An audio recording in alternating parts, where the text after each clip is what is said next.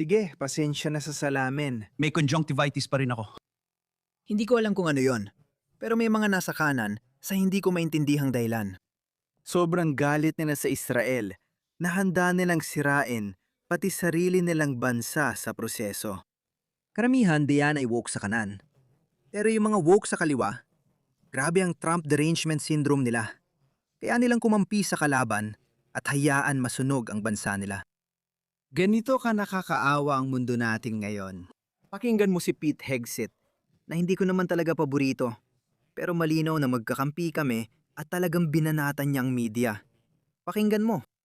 Dahil kayo, at ang ibig kong sabihin, kayo mismo, ang press, kayo mismo ang press corps, dahil sobrang tindi ng pagkontra ninyo kay Trump. Parang nasa DNA at dugo nyo na ang kumontra kay Trump dahil sobrang ayaw nyo magtagumpay siya. Kailangan nyong kontrahin ang bisa ng mga pag-ataking ito. Kailangan mong umasa na baka hindi naging epektibo ang mga iyon. Maaring hindi tama ang paliwanag ng administrasyon ni Trump dito. Kunin natin ang mga kalahating katotohanan, pinaikot at nalik na impormasyon, tapos paikutin pa natin.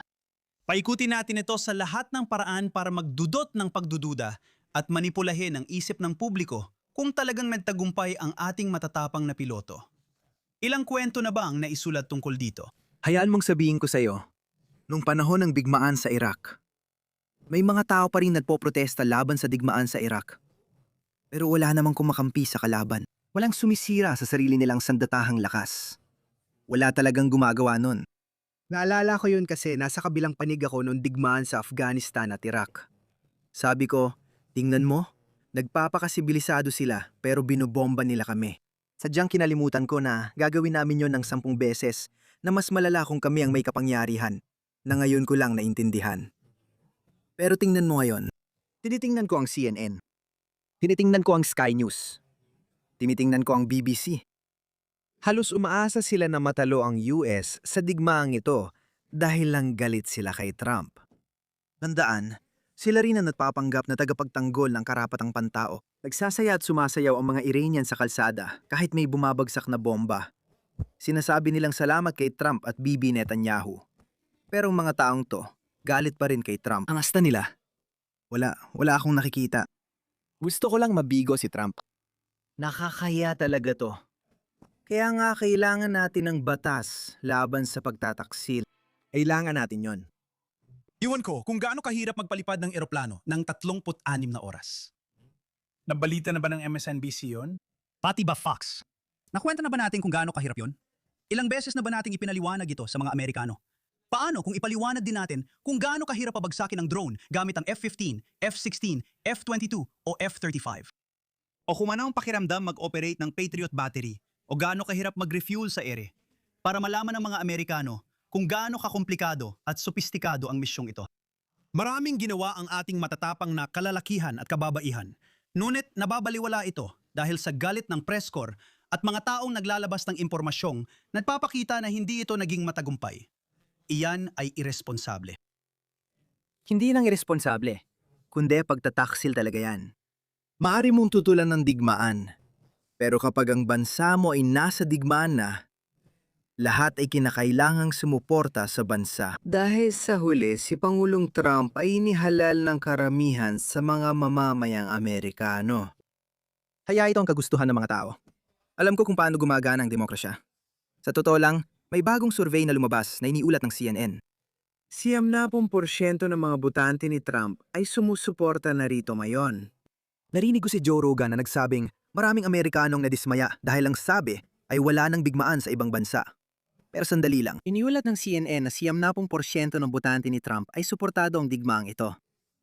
Alam mo kung bakit? Dahil ito sa mga tao sa Iran. Nagsasayawan ng mga Iranian sa kalsada. Pinapangalan nila ang mga kalsada kay Pangulong Trump at nagpapasalamat sa kanya.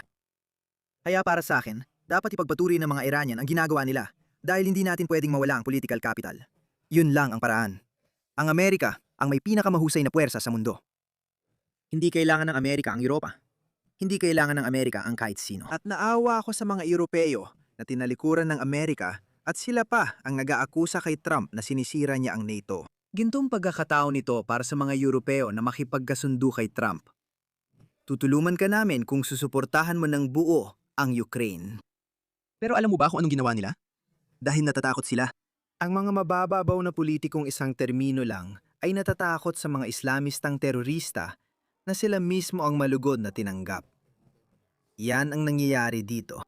Yung mga punong ministro, presidente o chancellor sa Europa na isang termino lang, silang gumagawa ng desisyong may epekto sa maraming henerasyon. Sa isang banda, alam ng mga lider sa Europa na napakahalaga ng Amerika. Buti na lang at hindi ako politiko dahil alam mo ba kung ano ang gagawin ko? Tatawagan ko sana sina Chancellor Bess, Macron at Keir Starmer sa group call at sasabihin ko, alam niyo ba? Makinig kayo kayong mga maliit na F. Inaglalait niyo ako mula nang maupo ako. Sabi niyo sisirain ko ang NATO.